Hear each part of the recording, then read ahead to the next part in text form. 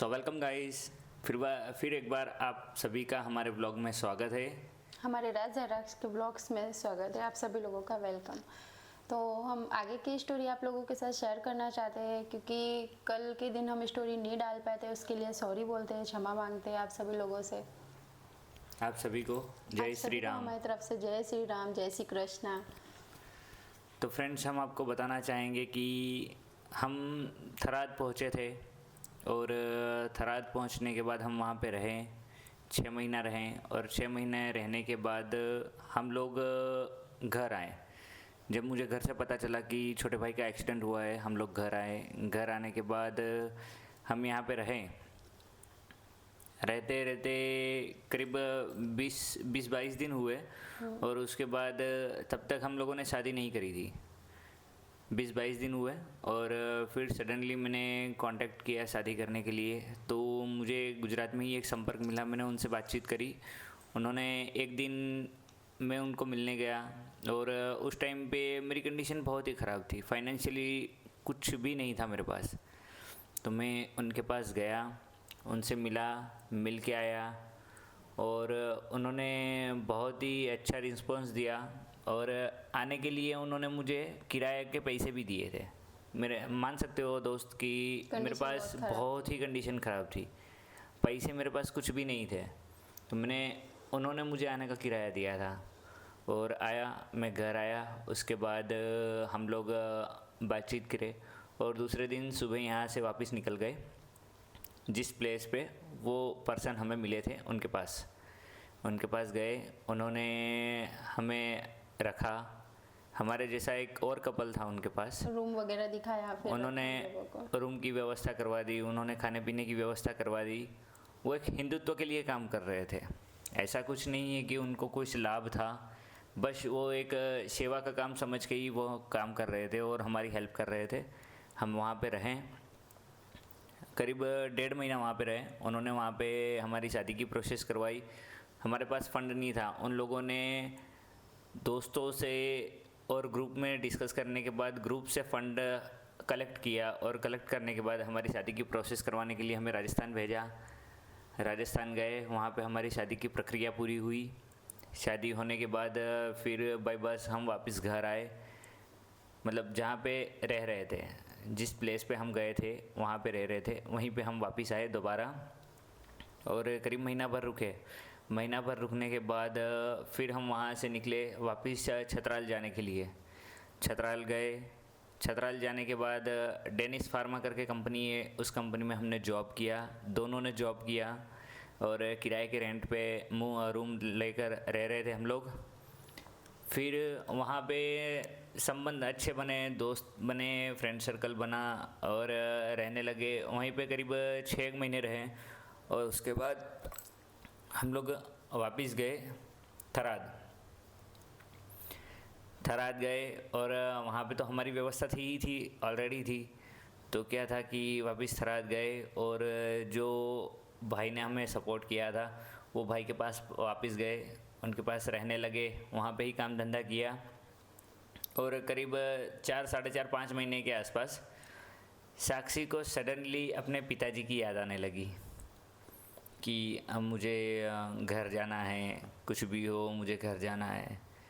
तो शादी तो हो चुकी थी हमारी और उसके बाद जब इसने ज़िद करी कि नहीं मुझे वापस घर जाना है अपने, तो मैंने तो मना कर दिया। मैंने कहा नहीं जाना है, अपने कोई जाने की ज़रूरत नहीं है। पर बहुत हद से ज़्यादा याद आ रही थी और रात भर सो नहीं पा रही थी, उठ जा रही थी, परेशान करती थी कि नहीं मुझे घर जाना है, किसी भी हाल में मुझे घर जाना है। तुम आओ तो सही, ना आओ तो कोई बात नहीं, मुझे अकेली को भेज दो, पर तुम आओ। आना हो तो आओ, ना आना हो तो फिर मुझे अकेली को भेज दो, मैं घर जाना चाहूँगी बस। फिर इसकी ये ज़िद के कारण हम लोगों ने एग्रीमेंट बनवाए, नोटरी वगैरह करवाया कि भाई हम दोनों एक दूसरे के साथ अपनी दोनों की राजी मर्ज़ी से अलग हो रहे हैं। ये करके हमने एक एग्रीमेंट बनवाया। एग्रीमेंट बनवाने के बाद हम लोग वापस जाने के लिए जो भाई साहब के पास रह रहे थे थराद में, उन्होंने टिकट वगैरह का अरेंजमेंट करवाया और फिर हमने थराद से वापस यूपी जाने के लिए की जर्नी स्टार्ट करी। यूपी पहुँचे, सीधे पहली बार जब मैं अपने ससुराल में गया, लेकर भागा था, उसके बाद पहली बार अपने ससुराल में गया साक्षी को लेकर।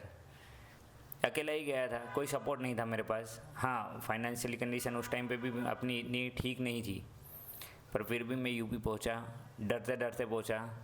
उस टाइम पे ये बोले कि नहीं आप हमारे घर चलो। मैंने कहा कि तुम्हारे घर जाऊं? अच्छा, मतलब अभी तक तुम्हारे मामा मम्मी पापा को देखा नहीं है, भाई बहन को देखा नहीं है, कौन कैसा है क्या है मुझे कुछ पता नहीं है, और जब मैं तुम्हारे घर आऊं तो अगर सब मिलके मेरे को मारेंगे तो क्या होगा? तो साक्षी ने बोला नहीं कोई नहीं मारेगा, मैं हूँ ना, मैं हूँ ना। उस टाइम पे बहुत ही डर रहे थे ये। मैंने बोला चलो तो सही, एक बार अपने जाते देखते पापा का बिहेवियर कैसा रहता है हमारे साथ। तो उस टाइम पे हम घर पे भी गए, डायरेक्ट घर पे पहुंचे। उस टाइम पे कोई मतलब किसी चीज़ की तकलीफ नहीं थी, क्योंकि उस टाइम पे जब हम घर पे पहुंचे उस टाइम पे घर पे कोई था ही नहीं, मेरी सिस्टर ही थी सिर्फ अकेली। तो घर जाने के टाइम पे तो मतलब वो कहते हैं ना कि बहुत ही ज़्यादा टेंशन था, बहुत ही ज़्यादा टेंशन होता टेंशन में है। था। तो उस टाइम पे मैंने इसको बोला भी सही, मैंने कहा घर पे सब मारेंगे तो क्या होगा? तो बोले नहीं मैं संभाल लूँगी ना। मैंने कहा क्या संभाल लूँगी? तुम्हें 2 झापड़ खींच के रखेंगे और तुम्हें कमरे के अंदर बंद कर देंगे और सब मिल के मेरी बिरयानी बना के खाएंगे। तो बोले नहीं नहीं ऐसा कुछ नहीं करेंगे, मेरे पापा मेरे भाई दीदी सब अच्छे हैं, कोई प्रकार की प्रॉब्लम नहीं आएगी। फिर भी डरते डरते मैं इनके घर पहुंचा। घर जैसे ही पहुंचा वैसे इनको घर पे छोड़ा। पहले तो घर के अंदर एंटर हुआ, मेरी बड़ी सहेली साहिबा मिली और उन्होंने मुझे पानी वानी पिलाया। तब तो साक्षी की दादी भी जिंदा थे, अभी तो भगवान के घर चले गए हैं, पर साक्षी की दादी भी जिंदा थे, वो भी मिले, बैठे हम लोग, पानी वानी पिया। और पानी पीने के बाद इनको अपने घर पे छोड़ने के बाद मैं खुद वहाँ से निकल गया।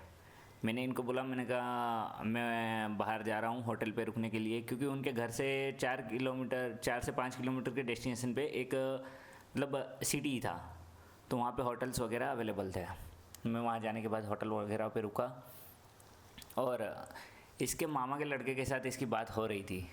हाँ, क्योंकि उस टाइम साक्षी के मामा के लड़के के साथ साक्षी की बात हो रही थी। तो क्या हुआ कि उसके मामा के लड़के को मैंने संपर्क किया और उससे बातचीत हुई, और जो कि मेरे भी पर्सनली 2 संपर्क करके रखे हुए थे मैंने कि कभी मुझे कुछ प्रॉब्लम ना आए। फिर भी इसके मामा के लड़के का संपर्क किया और संपर्क करने के बाद जब रात होने आई, मैं वहीं पे होटल पे ही रुका हुआ था और मामा के लड़के ने बोला कि चलो अब घर बुलाया है। तब इसका पहले फ़ोन आया कि कहाँ पे हो आप? मैंने कहा मैं तो यहीं पे हूँ सिटी में। तो बोले कि आप घर आओ। मैंने कहा है घर? मैंने कहा घर आया और फिर मार पड़ेगी तो? अरे कुछ नहीं होगा, पापा बुला रहे हैं, घर आओ। फिर मैंने जो इनके मामा के लड़के से बात करी थी उनसे बात करी और उनको बोला, मैंने कहा भैया घर बुला रहे हैं, अब क्या करें? तो बोले कि हम घर तक तो नहीं आएंगे, हाँ दरवाजे के बाहर तक तुम्हें छोड़ देंगे, घर तक नहीं आएंगे, क्योंकि क्या है हमारा पारिवारिक तनाव वैसे भी चल रहा है और फिर इस चीज़ को लेकर अगर मैं सामने आया तो और तनाव शायद हो सकता है बढ़ जाए। तो उन्होंने फिर मुझे डोर पे आगे छोड़ा और फिर मैं अंदर गया। मैं दरवाज़ा खटखटाया, बड़े साले साहब ने दरवाज़ा खोला।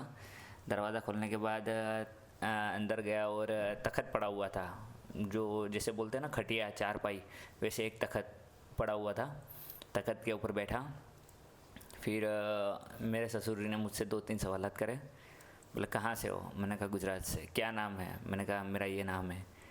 फिर मुझे बोला कि हिंदू हो? मैंने कहा हाँ हिंदू हूँ। बोले ब्राह्मण हो? मैंने कहा ना ब्राह्मण नहीं हूँ, हिंदू हूँ, क्षत्रिय हूँ।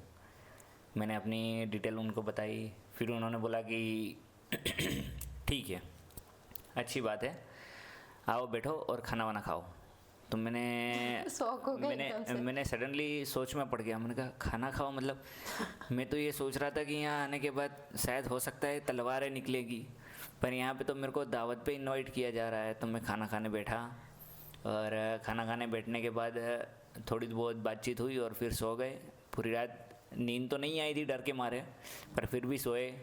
दूसरे दिन सुबह उठे, मतलब उस टाइम पे तो सडनली ऐसा लगा कि नहीं यार चलो एक टेंशन तो ख़त्म हो गया, मैं सामने आ गया हूँ। फिर दूसरे दिन उठे, मैंने साक्षी से बात करी। मैंने कहा साक्षी क्या हुआ था? तो साक्षी ने बताया कि पापा बोल रहे थे कि वो तुम्हें छोड़कर चला गया होगा, वो यहाँ पे नहीं होगा अभी तक। तो मैंने कहा तुमने क्या बोला? बोले मुझे भरोसा है वो नहीं गए होंगे, वो यहीं पे ही होंगे, और आप बुलाओगे तो ज़रूर आएंगे। इसीलिए फिर आपके कहने पर मैंने उनको फ़ोन किया था और वो घर आए। ये सब हमारी बातचीत हुई और दूसरे दिन सुबह मेरे ससुर जी ने उठने के बाद तुरंत बोला कि चलो कोर्ट पे चलना है। मैंने कहा अब? मैंने कहा घर पे तो लठ नहीं बजाई है, पर अब कोर्ट पे ले जाकर लठ बजवाएंगे। तो डरते डरते हम कोर्ट पे गए और आगे की स्टोरी हम बताएंगे आपको नेक्स्ट पार्ट में। तब तक हमारे साथ बने रहिए। जय सिया राम। चलो। प्लीज़ वीडियो अच्छा लगे तो चैनल को लाइक, सब्सक्राइब और शेयर ज़रूर कीजिएगा। और वीडियो अच्छा लगने के कारण आपको एक कमेंट ज़रूर करना पड़ेगा। ताकि हम आपका कमेंट का इंतज़ार करेंगे और जैसे ही कमेंट आता है हम आपको रिप्लाई भी करेंगे कमेंट पे। और कमेंट करने से क्या होता है कि आपके एक कमेंट से हमें एक मोटिवेशन मिलता है कि हम आगे की इस तरह सी जर्नी आपको बता पाएँ। तो मिलते हैं दोस्त अगले वीडियो में। तब तक को आप सभी को जय सिया राम।